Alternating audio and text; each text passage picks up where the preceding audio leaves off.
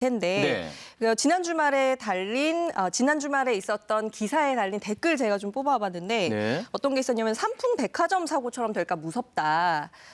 저기는 벌써 몇 번째인지 그 근처 갈 때마다 신경이 쓰인다. 이런 걱정과 불안감이 느껴지는 댓글로 가득했는데 어떤 뉴스인지 아마 짐작하시겠죠? 네, 저는 직장도 여의도고 사는 곳도 여의도거든요. 근데 그 땅꺼짐 사고가 또 여의도에서 있었다고 들어가지고 깜짝 놀랐습니다.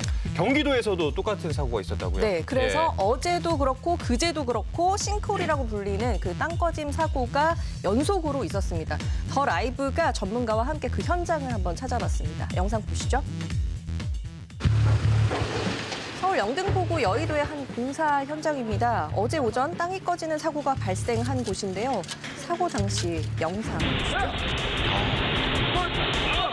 매우 긴박해 보이죠? 물이 새서. 야, 사람이 먼저 있는 사람이 건져야 될 거 아니야. 어제 발생한 땅꺼짐으로 해당 공사 현장에서 작업하는 50대 노동자가 사망했는데요. 사고 이튿날인 오늘 현장을 직접 찾아갔습니다. 무섭죠. 지나가다 갑자기 생길 수 있는 거니까. 공사가 전체가 다 깔리는 거라서 언제 터질지 모를 거예요. 여의도 사고 발생 하루 전에 이곳 경기도 고양시에서도 땅꺼짐이 발생했습니다. 지하층의 흙막이 벽에 생긴 균열로 지하수가 흐르면서 집안이 약해졌다는데요. 계속되는 사고에 걱정도 커집니다. 어떠세요? 이런 소식 얘기 들으세요? 처음이 아니고 벌써 저기도 몇 번에 걸쳐서 계속 싱크홀이 생겼잖아요. 불안하죠. 그러니까 공사를 시작한다 그러면 벌써 불안한 거죠. 계속해서 비슷한 사고가 반복되고 있다는데요. 이번에도 그 사고 현장을 또 찾아가 봤는데요.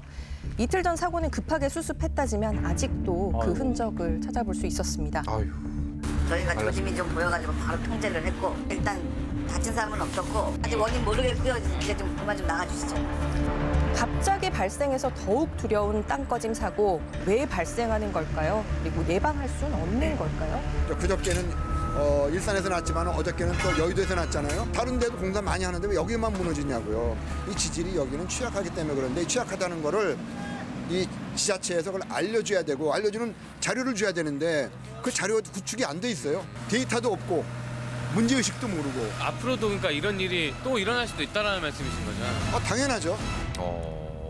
지금 집안에 대한 조사도 제대로 안 이루어져 있고 또 조사가 이루어진다고 하더라도 그 정보 공유가 안 되고 있다는 이야기인데 그런데 땅꺼짐 사고가 사실 이번이 처음이 아니잖아요. 전국적으로 계속해서 일어나고 있고 좀 많이 발생하고 있다고 들었거든요. 네, 그렇습니다. 그 땅꺼짐 사고 전국적으로 발생하고 있고 또 자료를 보면 해마다 급증하고 있는 걸로 나타나는데 2014년에 69건이었어요. 그런데 이게 매년 증가해서 2018년에 338건으로 쭉 증가를 하고 있고 그렇다 보니까 일산이나 여의도 같은 경우도 어제 그제 난 사고뿐만이 아니라 그 전에도 계속해서 사고가 있었던 곳이기도 하거든요. 그리고 기억하실지 모르겠지만 2015년에 용산에서 땅꺼짐 사고가 발생해서 그 위를 지나던 행인이 거기에 갑자기 추락하는 그런 변을 당하는 사고가 있기도 했었거든요. 그래서 언제 어떻게 발생할지 모르니까 시민들은 더 두려울 수밖에 없는 건데 중요한 거는 이걸 사고가 나기 전에 막는 거잖아요. 근데 아까 전문가께서도 말씀하셨지만 기본적으로 지금 지질 정보가 지자체와 건설업자 간에 공유가 되지 않고 있고